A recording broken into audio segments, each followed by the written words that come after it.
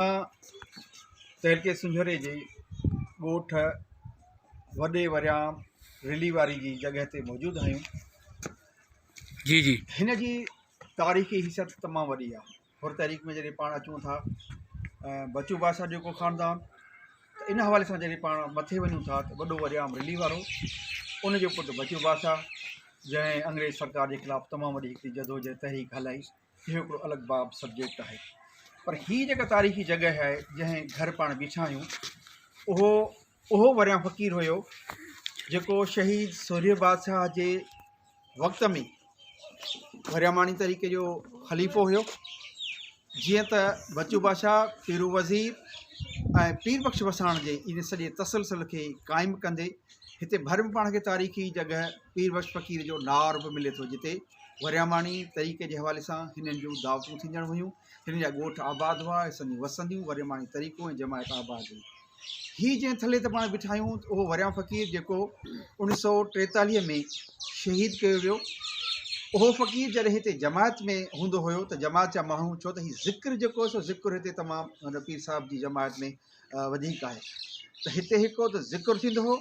ज़िक्र खां ॿी ॻाल्हि इहा त जेको बि पीर साहिब जो जेको पैगाम हूंदो और तहरीक जे हवाले सां, जमायत जे हवाले सां, गाज़ियुनि जे हवाले सां, त असांजो मुंहिंजो वालिद साहिबु मोहम्मद हसन ठाकुर फ़क़ीर ख़ुदि बि जीअं त गाज़ी हो, त उहे ॿुधाईंदा हुआ त उहे फ़क़ीर उन्हनि जॻहियुनि ते मिलंदा हुआ। जीअं मिसाल गणक बंगलो आहे त उते मोहम्मद यूसुफ फ़क़ीर महर मस्त फ़क़ीर वारनि जे ख़ानदान मां उन्हनि फ़क़ीरनि जो हिकिड़ो पंहिंजो किरदारु पंहिंजी ॻाल्हि आहे। त ईअं वरियामानी तरीक़े सां हीउ जेको वरियाम फ़क़ीर हो, इहो हिते पंहिंजी जमात जा जेके फ़क़ीर ईंदा हुआ, उन्हनि खे ईअं चई सघिजे थो उहे जेके गाज़ी हुआ, उन्हनि गाज़ियुनि खे पीर साहिब जो जेको हुकुम आहे, उते जेका मुख़्तसर ट्रेनिंग्स आहे, या पीर साहिब जो जेको मैसेज आहे त बाबा अंग्रेज़ सरकार जे ख़िलाफ़ु जेका हिकिड़ी जिहाद करिणो आहे, जंग करिणो आहे, त जिते हिते ज़िक्र थींदो हो, जिते फ़िक्र थींदो हो, जमायत जो लंगर थींदो हो, त उते मुंहिंजे ख़्याल में त पीर साहिब ऐं पीर साहिब जो जेको मैसेज आहे उहो हीउ फ़क़ीर पंहिंजी जमात जे गाज़ियुनि ऐं फ़क़ीरनि ताईं मुंतक़िल कंदा हुआ।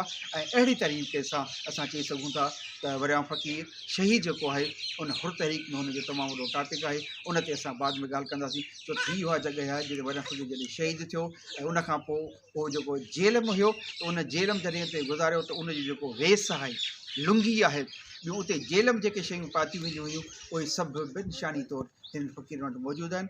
हीअ घर जेको अची वरियाम फ़क़ीर खे पुट जो औलाद कोन हुयो, पर वरियाम फ़क़ीर खे ॿ नियाणियूं हुयूं। उन्हनि ॿिनि नियाणियुनि मंझां हिकिड़ी जेका अमा हुई नियाणी, उहा जीअं हिते पाण चई सघूं था जंहिं घर पाण बीठा आहियूं, फैज़मंद फ़क़ीर जी वालिदा हुई, सावण फ़क़ीर जी घरवारी हुई। हीअ छोकिरा सभु उन्हनि जा पुट पोटा आहिनि। ॾाढे नमूने सां उहा जेका फ़क़ीर वरियाम फ़क़ीर जी नियाणी हुई, उन सां मुंहिंजी ॻाल्हि ॿोल थियल हुई। ॿी वरियाम फ़क़ीर जी जेका नियाणी हुई, उहा सांगड़ शहर में बि रहंदी हुई, ऐं पंहिंजो फ़क़ीर फैज़मंद सां गॾिजी करे वरियाम फ़क़ीर जे हवाले सां मूं उन खां बि इंटरव्यू रिकॉर्ड कयो। ऐं इहे शयूं इनशाला त अॻिते पंहिंजी तारीख़ में रक़म थींदी। बहितरीन साईं, बिल्कुलु ॾाढी तारीख़ी ॻाल्हि तव्हां कई आहे। हीअ जेका शइ आहे हीअ असांजी तारीख़ जा जेके आहिनि से वर्क आहिनि, ऐं तारीख़ जे वर्कनि खे ज़िंदा रखिणो आहे। जी हा, और तारीख़ बि सिंध जी तारीख़ आहे, ऐं सिंध जे हिकिड़े तारीख़ी हिकिड़े उन हिकिड़े तसलसल में उहा बि हिकिड़ी वॾी माना साम्राज्य जे ख़िलाफ़ु तारीख़ हुई। जी हा, ऐं उन में हीअ जेके इनकलाबी हुआ, जी हा, वरियाम जेको वॾो ख़ासि करे जेको उहो बि इनकलाबी माण्हू हो, त उहे उनजे घर वटि असां बीठा आहियूं। असांखे फ़ख़ुरु आहे त उहे जेके ठिकाणा आहिनि जेके सिंध जे उन इनकलाबी तहरीक जा उहे मर्कज़ आहिनि, उन मर्कज़नि खे अॼु तव्हां असांजी सलामत रखियो आहे।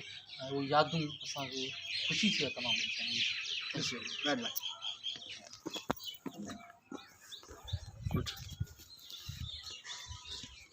वीडियो हली पई? जी जी हले पई।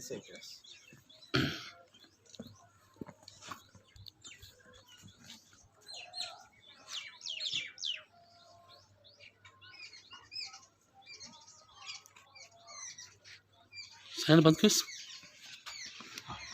4 मिनट 30 सेकंड सेव थी हुजे बंदि कयो। पर हाणे छोकिरे थोरा हिते हीअं रखिड़ी तव्हां ॻाल्हि साॻी आहे।